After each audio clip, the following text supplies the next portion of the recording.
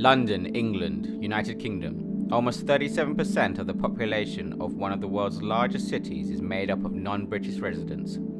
During the current pandemic, almost 700,000 of them have decided to move out of the big smoke, while many other reckless individuals moved in. And Luca is one of them.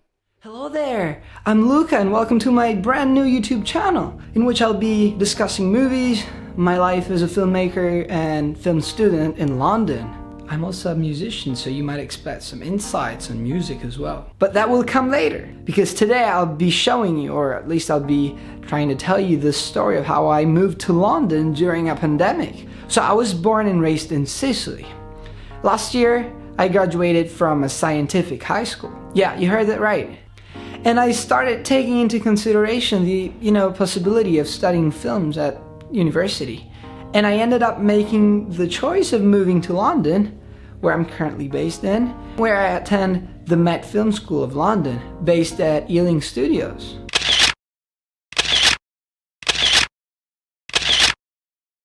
Moving to a metropolis that counts approximately 9 million people, which is almost twice as much as the population of Sicily. Well, it wasn't as hard as I thought, especially if you consider the fact that we are living a pandemic. I arrived in the UK last fall and moved in with 3 other guys who aspire to become filmmakers. Now, if I think about the whole thing, considering the pandemic and the fact that the United Kingdom just left the European Union, I thought it wouldn't be an easy job at all. Instead, I was surprised at the opposite. First of all, flights from Sicily to London were way cheaper than I thought. But that's probably because a bunch of Brits visit Sicily very often. Also, me and my housemates hoped that the pandemic would make the housing market collapse in a way, but nothing like that happened. Money, get away, get a good job with more pay. So I signed a contract that makes me spend £540 a month, which is not too bad for London, to be honest. Plus some £150 to £200 a month for the rest of it, which is like bills and grocery, yeah. You can have a lot of advantages by being a student in the UK. First of all, I got health insurance for free. The NHS provides you with health insurance, the government's health insurance. Also, since I'm from a EU country, I could apply for the EU settlement scheme, and it was successful, meaning that I can stay in the UK longer than a tourist. Unfortunately, after I went back home for winter break, I remained there until a few days ago. Yeah, I know. As you can understand, being a film student online and remotely is not the best way to approach films. So I'm very happy to be back in London and I can't wait to start physically again. And I'll show you a bunch of incredible things from my school and my projects.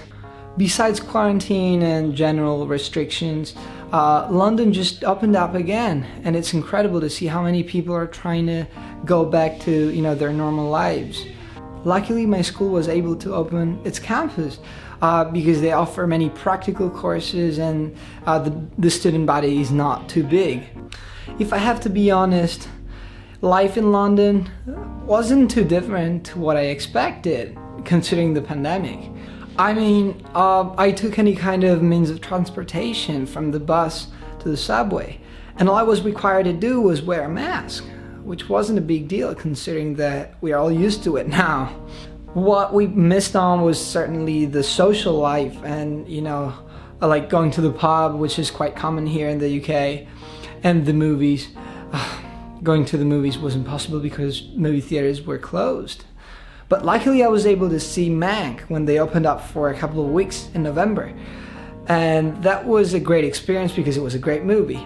But it was frustrating as well because there were only 3 people at the theater.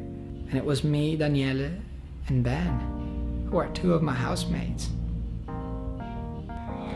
So if you're thinking of coming to London for any reason, well, I'd suggest you make sure that you stay longer than 10 days. Because that's the amount of time that you are required to self-isolate. Meaning that if you want to come and, visit me for a couple of days, you couldn't do that unless you stay home the entire time. So what else can I say apart from the fact that I expected London to look like Danny Boyle's 28 Days Later? Hello? After the various lockdowns and general restrictions, I'm glad that London's finally open up again and that people are trying to go back to their normal lives, and they're doing it with the same lively and vibrant spirit of the city, which is amazing. So what a way to start this, right? I hope you guys like this video. Please comment, subscribe if you find it interesting already. See you in the next video, but I'm not telling you what it is about, so you should come back and check it out. See you later.